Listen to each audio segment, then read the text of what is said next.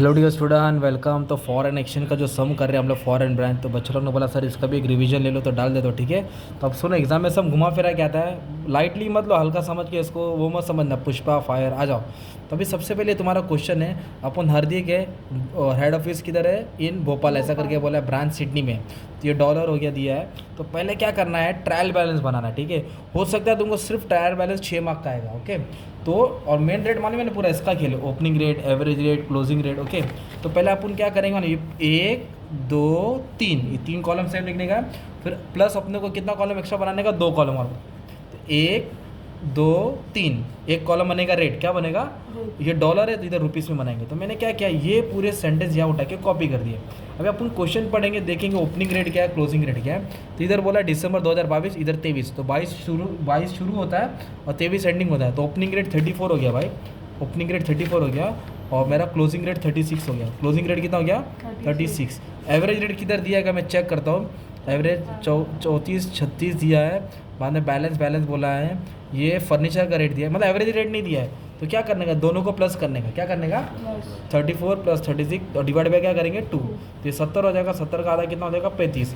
ये average rate आएगा, क्या आ गया तुम्हारा, एवरेज रेट। ओपनिंग स्टॉक के लिए ओपनिंग रेट ओपनिंग स्टॉक के लिए आएगा, इतना याद है। क्लोजिंग स्टॉक के लिए क्या आएगा, बैलेंस शीट वाला रेट आएगा। क्लोजिंग स्टॉक के लिए क्या आएगा, बैलेंस शीट। मान लो तुम्हारे पास टाइम कम है और पेपर टीचर सॉल्व करना है, राइट। तो आपने क्या किया, फटक से तीनों कॉलम बना दिया ना। अमाउंट मत लिखो, पहले तुम्हारा ये फॉर्मेट भी बना दो, ट्रेडिंग अकाउंट लिखो, क्या लिखो, पोस्टिंग करो, नाम मत लिखो, opening stock, closing stock, purchase, sale, gross profit भी लिख देना। फिर जो भी तुम्हारा प्रॉफिट एंड लॉस का आइटम आता डाल दो, फिर जो तुम्हारी बैलेंस शीट का नाम आता डाल दो, नाम डाल के रखा।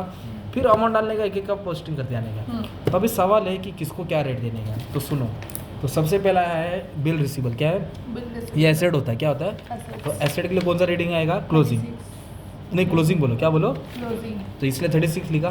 फिर इसको इससे मल्टीप्लाई करके अमाउंट आएगा ना। डेबिट होता है, डेबिट में डालने का। क्रेडिट है तो डेटर एसेट होता है, क्लोजिंग रेट। क्रेडिटर एसेट होता है, closing rate. Purchase average rate आएगा, है ना।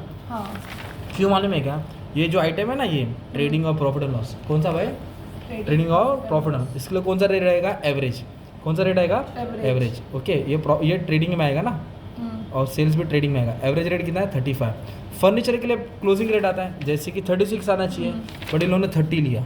क्यों, क्योंकि इधर 30 दिया था, 30 रेट दिया था, 30 रेट दिया, इसके लिए वो लिखने का था। ये भी डाउट क्लियर। ये फर्नीचर एसेट होता है, ओपनिंग स्टॉक ट्रेडिंग अकाउंट में आएगा, और ओपनिंग स्टॉक के लिए हमेशा ओपनिंग रेट, ये सिर्फ इसके लिए रहता है 34।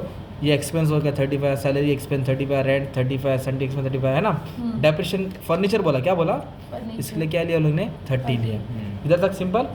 और जो अमाउंट डेबिट था मैंने किधर डाला, डेबिट। दो अमाउंट क्रेडिट था, उसके लिए किधर डाला, क्रेडिट। अभी इधर देखना आपको, ये रेमिटेंस टू हेड ऑफिस, इसका अमाउंट डेबिट में दिया है, किधर दिया है, डेबिट में। रेमिटेंस टू हेड ऑफिस किधर दिया है, डेबिट में, तो उसका बैलेंस भी किधर आएगा, डेबिट में। इधर देखो दिया है, कैसे दिया, एक तो बोला सिडनी ब्रांच अकाउंट बोला है, ये पहला वाला हो गया, और दूसरा वाला बोला रेमिटेंस, क्या बोला, ये दिख रहा है ये अमाउंट, ये डायरेक्ट किधर आएगा तुम्हारा, डेबिट में आएगा। और ये देखो इधर बोला हेड ऑफिस अकाउंट, क्या बोला है, तो ये देखो ना हेड ऑफिस अकाउंट है ना, ये भोपाल का ब्रांच अकाउंट बोला रहेगा, सिडनी ब्रांच अकाउंट, ये हेड ऑफिस अकाउंट होता है ना, ये क्रेडिट में दिया, क्या दिया, ये क्रेडिट में आएगा, किधर आएगा, क्रेडिट में आएगा। फिर कैश बोला, कैश तो एसेट होता है, फिर इसको प्लस माइनस करके डेबिट वाला ज़्यादा है, डेबिट वाला ज़्यादा है, तो ये डिफरेंस मिला क्रेडिट में, लिखेंगे डिफरेंस इन एक्सचेंज, क्या लिखेंगे, डिफरेंस इन एक्सचेंज। ओके, अब अभी कैसे कह रहा है, जो पोस्टिंग करेगा तो ये वाला अमाउंट लेंगे, क्या लेंगे, बिल रिसीवेबल किधर आएगा, एसेट्स में आएगा। डेटर्स किधर आएगा, एसेट्स में आएगा। क्रेडिटर्स लायबिलिटी होता है ना, तो किधर आया, लायबिलिटीज में। क्रेडिटर्स किधर आया, लायबिलिटीज में है। फिर परचेस किधर आएगा, ट्रेडिंग अकाउंट में आएगा, परचेस में डाला। फिर सेल्स है ना, क्रेडिट साइड। फिर बोला है फर्नीचर क्या होता है, एसेट, पर इस पर एडजस्टमेंट नहीं दिया है ऐसे, बाद में देखेंगे। फिर बोला है ओपनिंग स्टॉक, क्या बोला है, ओपनिंग ट्रेडिंग अकाउंट में आएगा। फिर बोला है एस्टैब्लिशमेंट एक्सपेंस, सैलरी, ये सब प्रॉफिट एंड लॉस में डाल दिया, किधर डाला।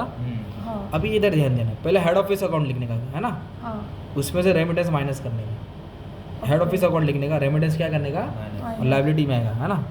हेड ऑफिस अकाउंट लिखा, रेमिटेंस क्या करेंगे, माइनस। और फिर एडजस्टमेंट क्या बोला था, ये क्लोजिंग स्टॉक है, क्या है, क्लोजिंग स्टॉक के लिए क्लोजिंग रेट आएगा, क्लोजिंग स्टॉक के लिए, तो क्लोजिंग रेट कितना है, 36, इसको मल्टीप्लाई करके क्लोजिंग स्टॉक का अमाउंट आया। और क्लोजिंग स्टॉक का दूसरा इफेक्ट एसेट्स में आता है ना, किधर आता है, इफेक्ट एसेट्स में आता है। और कुछ बोला है क्या? डेप्रिसिएशन नहीं। मान लो आउटस्टैंडिंग बोला रहेगा, क्या बोला रहेगा? Outstanding wages. तो वेजेस को ऐड करके दूसरा बैग लायबिलिटी में आता ना, प्रीपेड बोला रहता माइनस करके एसेट में आता था, डेप्रिसिएशन माइनस करके दूसरा बैग इधर आता था ना, कोऑपरेटिव के जैसे कर सकते, 12th के जैसा। फिर इसको सॉल्व किया तो तुमको क्या मिलेगा? Gross profit. इसको इधर ब्रॉड डाउन करेंगे, क्या करेंगे?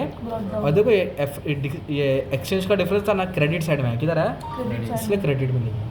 अगर मान लो ये ज़्यादा रहता तो डेबिट में आता, किधर आता? तो आप लोग को डेबिट में लिखना पड़ेगा। फिर इसको सॉल्व करके नेट प्रॉफिट आएगा, क्या आएगा? नेट प्रॉफिट ऐड करते, क्या करते? बैलेंस शीट टैली हो जाएगा, है ना। बैलेंस शीट क्या हो जाएगा? हेड ऑफिस को रेमिटेंस माइनस किया और नेट प्रॉफिट ऐड किया। अगर 6 माह का क्वेश्चन है ना तो ये और यही बनाना है एग्जाम में, ओके। और फुल लेंथ का भी क्वेश्चन आ सकता है, जैसे बोर्ड पेपर दिया है पीछे, देखो ये क्वेश्चन में ये दिया है, ये 12 मार्क का सम कैसा है? तो ये डेप्रिसिएशन तुमको सॉल्व करने का था 10%, ठीक है, सॉल्व करके हो जाता था, है ना। और दूसरा 6 मार्क का दिया है, इधर क्या बोला? सिर्फ ट्रायल बैलेंस बनाओ, क्या बनाओ? Trial balance.